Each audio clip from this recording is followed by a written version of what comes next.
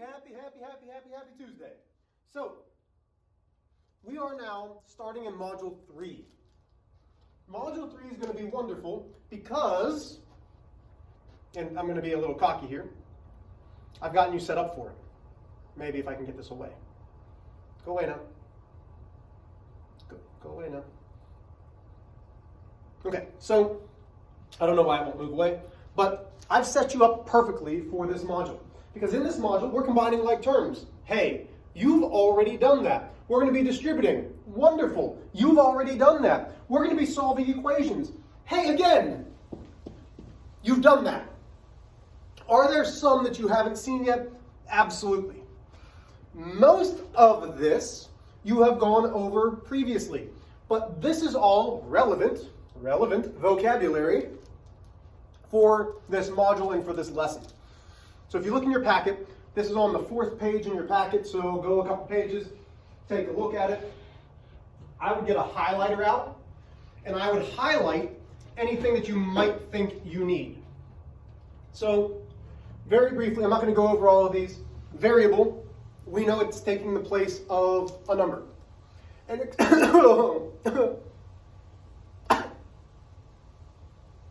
okay, good. An expression does not have an equal sign. But a numerical expression is something where we're actually going to be substituting a value in for one of the variables. So briefly, I'm going to come off to the side here. I don't know if my markers even work anymore. Let's say x equals 3, and we have 3x minus 4. Well, if x equals 3, we're going to substitute in. Can we see this? Yeah. We're going to substitute the 3 in for the x. So that really means 3 multiplied by 3, take away 4. So that really is 9 minus 4. That numerical expression then is 5. So when we have numerical expressions, and it is substituting in, again, mathematical language, substituting in, we can simplify the problem down. In this case, 3x minus 4, when x was 3, becomes 5. So that's the value of a numerical expression by evaluating or simplifying. The expression, again, is when we do not have simplified, let me try this again. An expression is when we do not have an equal sign. Equivalent expressions, they have the same value, but they are not looking the same. So, something like 3x plus 3y is the same as x plus x plus x plus y plus y plus y. Those are equivalent expressions because really this is 3x's, this is 3y's. It's the same thing. I'm going to eat my fig bar. It's already 2:27. I haven't eaten anything. So an expression in expanded form, that's really what I've done here. So it's making it bigger and bigger and bigger and bigger. We're very rarely going to be dealing with expanded form. Terms. Terms matter. Here, there are two terms. We have our coefficient and our variable, our coefficient and our variable. We do not have a constant in this. Here we have 6 terms. Our coefficient has a number. Even though it's just an x, you learned from last unit, or last module, that there's really an invisible 1 there. So my coefficient is 1, 1, 1, 1, 1, 1, 1, 1, 1. Okay. So I've talked about coefficient of the term. Where'd my rag go? There it is.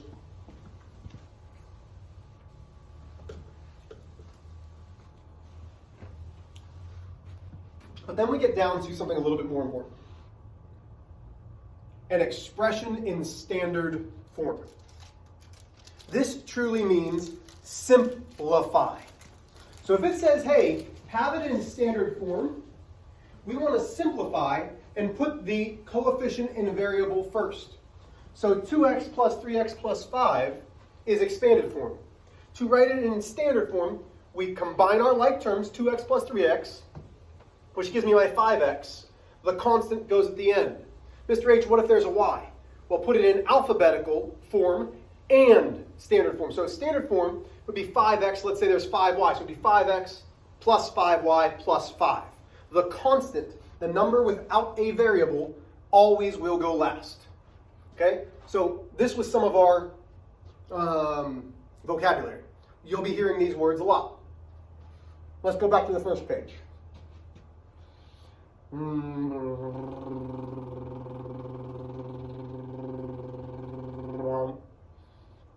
Okay, so lesson 1, we're talking about equivalent expressions.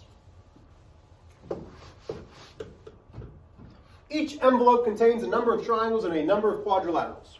Well, you don't have an envelope because you are on your computer. So I'm going to pretend. In your envelope, so we're pretending this is in your envelope. There's this triangle, this triangle, this triangle. A quadrilateral is a polygon with 4 sides. Okay, so I have 3 triangles, 2 quadrilaterals. Each envelope contains a number of triangles and a number of quadrilaterals. For this exercise, let T represent the number of triangles and Q represent the number of quadrilaterals. So, the number of triangles we have here, the number of quadrilaterals we have here. Write an expression using T and Q that represents the total number of sides in your envelope. Explain what the terms in your expression represent. So we're trying to figure out how many sides we have. So T is the number of triangles. Let's pretend we don't know how many triangles we have. Okay? But we know every single time how many sides are there on a triangle. Well, let's say we don't know. So I'm going to count. 1, 2, 3. Okay, does that work for every triangle? Well, let's count them this way. 1, 2, 3. Okay, 1, 2, 3. So if I have one triangle, so if there's one triangle, there's 3 sides. If I have 2 triangles, 2 times 3, there's 6 sides. If I have 3 triangles, there's not, So 3 multiplied by the number of triangles, the number of sides, multiplied by the number of triangles, gives me the number of sides. Well, but we have triangles and quadrilaterals. So again, a quadrilateral is a 4-sided polygon. 1, 2, 3, 4. 1, 2, 3, 4. So 4 sides for every quadrilateral, which means 4 multiplied by however many quadrilaterals there are. So if there's 1 quad, 4 times 1 is 4. If there's 2 quadrilaterals, 4 times 2 is 8. Let's make sure. 1, 2, 3, 4, 5, 6, 7. Oh my gosh. It works out perfectly. So is this my expression? Well, not quite. Because we're trying to figure out the total sides. So 3t plus 4q gives me the total number of sides in my quadrilateral. Questions there? We're going to be using this a lot, so I hope you have that 3t plus 4q written down. I'm going to erase that. So now let's move on down. You and your partner have the same number of triangles and quadrilaterals in your envelope. Okay, so how many quadrilaterals did you have? It doesn't matter.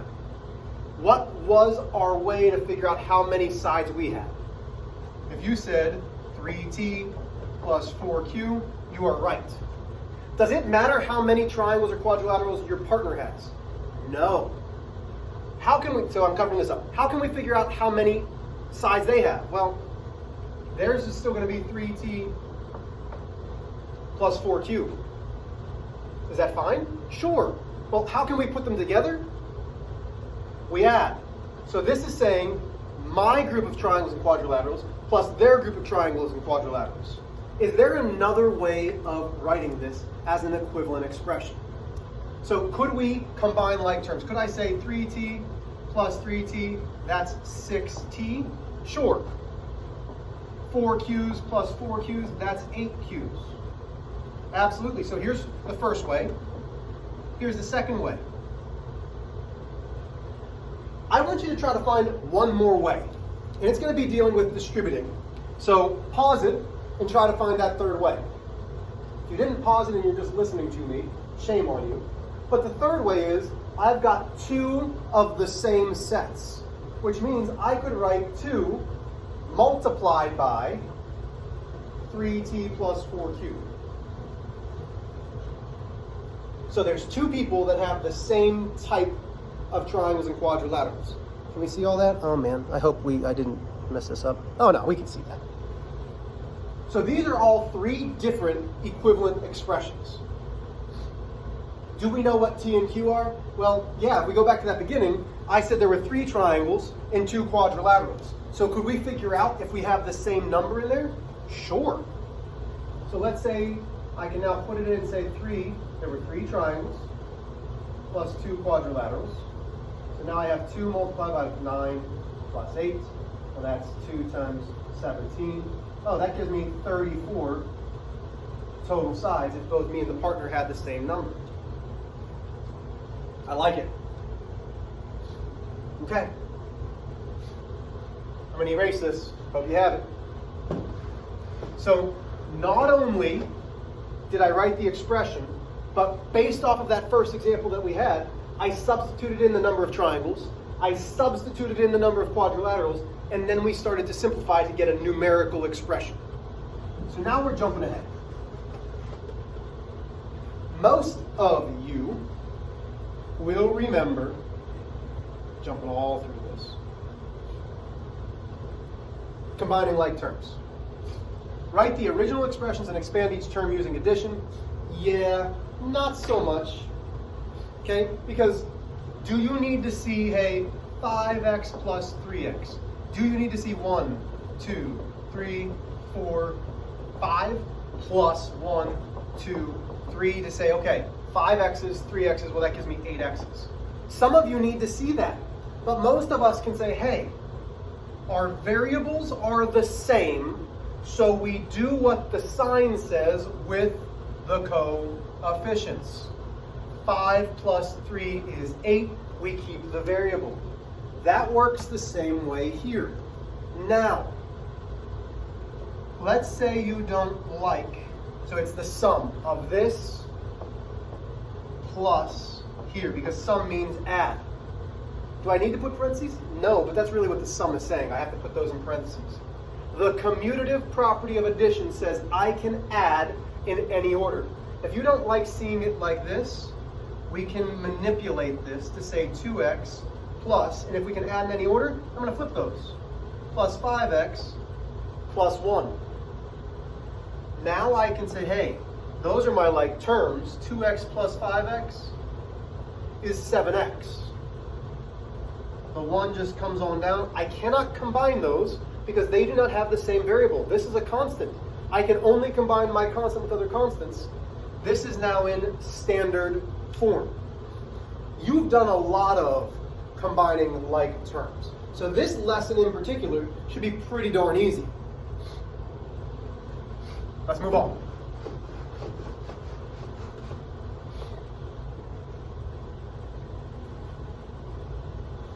Okay, so find the sum of.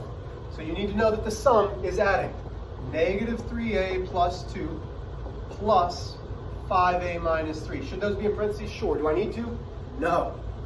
You can manipulate this, but I think for the most part, more of you will do that incorrectly than not. So leave it like it is. I've taught you to use circles and boxes. I circle the sign, the coefficient, and the variable. Is there another like term of apples? Well, sure there is. Right here. I circle the sign, the coefficient, and the variable. Now my problem reads, I forget about the apples. The apples come straight down because I'm dealing with them. I have apples here, I have apples here. That means I'm going to have apples in my answer. Negative 3 plus 5. Okay, different signs. I subtract, put the bigger sign back with it, which is a positive. So now I have 2 apples. Wonderful. If you have a different color, use a different color if you need to. So I've got my red marker here. Let's see if it works. I'm going to box it in. That's a constant, positive 2. Box in, negative 3. So now I have 2 minus 3. Okay, forget the signs, 3 and 2. Subtract 3 minus 2 is 1. The bigger absolute value is 3. Oh, it's negative. This is the sum. I cannot do anything else. The only difference with this that we've done from here to what we've been doing in Module 2 is I didn't really use the word the sum of. So you need to know sum of is addition. The difference is subtraction. Okay, so we're here. Product. I'm not going to show you too many. 2x, and 3. I personally wouldn't write it like that. I'd personally write it like this. Remember, the commutative property of multiplication works the same way. I don't like seeing it this way, so I'm going to flip them. But I don't mind seeing it this way. This is distributing. 3 multiplied by 2 is 6 x's. Because that says 3 groups of 2 x's. 6x. Multiply. Same idea. This is 6x.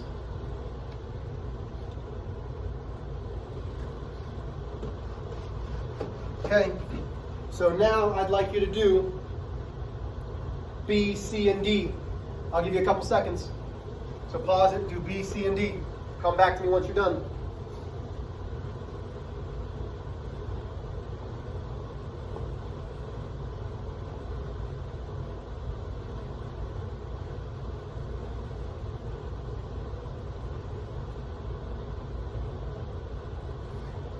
Okay, so listen. Do you have to rewrite it? You don't have to, but visually, this looks better to me. So now I can say 5 times the 4 groups of y, so now that's 20 y's. That's simplified. Oh, constants are right in line. 4 times 2 is 8. Z comes on down, 8 z's. Last but not least, so I started off by doing 3 multiplied by 2, which is 6x. And I rewrote this so it's visually appealing. Am I done? No. I still have to multiply. That leaves me with 6x plus 20y. Please, please, please, please, please do not combine those. I cannot combine my x's with my y. And that's how I try to relate it to you guys. My x's need to stay away from my y's. Don't combine my x's and my y's. That would be bad. So x's and y's, different variables, they stay apart. This is standard form because x, y, z. So 6x plus 20y. Is it wrong if you have 20y plus 6x? No, but that's not in standard form. Questions here? Okay. So we're good there. Relatively easy. This brings us to these last 2 questions. Read them. Try them on your own. So pause, try them on your own. Well, clearly you're going to have to unpause it, so I'm just going to keep on talking. Multiply. Well, that's 6x. We did this problem. We've already done this problem. That's 20y. Hey, we already did this problem. That's 8z. Do I need to do anything else? No. No. There's nothing else you need to do there. I can't combine my x with my y's. I can't combine my y with the z. This is in standard form. Again, alphabetical order as well. Alexander says that 3x plus 4y is equivalent to 3 multiplied by 4 plus x multiplied by y because of any order, any grouping. Is he correct? Why or why not? So I hope you've really taken a look at this and said, is this going to be the same as that? And just by looking there, the answer is clearly no. So there are 2 properties. The commutative of addition and the commutative of multiplication. What they did is they crossed over addition and said, hey, I'm multiplying 3 times x plus 4 times y. Well, I can move the 4. No. There are a couple different ways that I can manipulate this problem. So for addition, I can say 4y plus 3x. That's equivalent. For multiplication, I can say x3 plus y4. That's flipping the order of multiplication. But I cannot choose numbers from different terms and switch them. That is not the same. Plus, clearly 12 plus x times y is not the same as 3x plus 4y. I can't combine those. Don't try. Okay, so there's a little bit of rambling. I'm trying to get back into my swing of things. I really hope that I'm here today because I know this is going to sound funny. I've been summoned in for jury duty. I have to call again tonight. I'm really hoping that I'm here tomorrow. But if not, there's a video. You're good to go. Lesson summaries there. So for these, It's asking you to substitute in. I'm going to do number 10 for you. So it says 3 times 6a. When a equals 3, that means a now becomes 3. So this is really 3, not 63, because 6a means 6 multiplied by 3. So now I have 3 multiplied by 18. 3 multiplied by 18, 8 times 3 is 24. Regroup the 2, 3 plus 2 is 5. So for these, where you're substituting in, you should get a numerical value. There should be no variables. So your homework, showing work,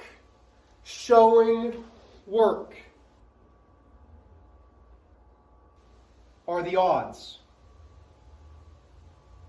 So you are doing the odds, all of them. Now, the directions here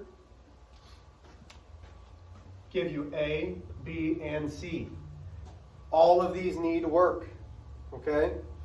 So I showed you for number 10 how I want you to do these, but you're substituting in 2 for my A. You're going to substitute in 5 for B, even though you're not doing number 2. So make sure that you do the correct substitution. You are doing the odds. I would get a separate piece of paper out to show the work because you're not going to be able to show it there. Once again, I hope you had a wonderful Thanksgiving break. I'm glad to be back, or I wish I was back, but we'll figure that out tomorrow. Have a great, great day.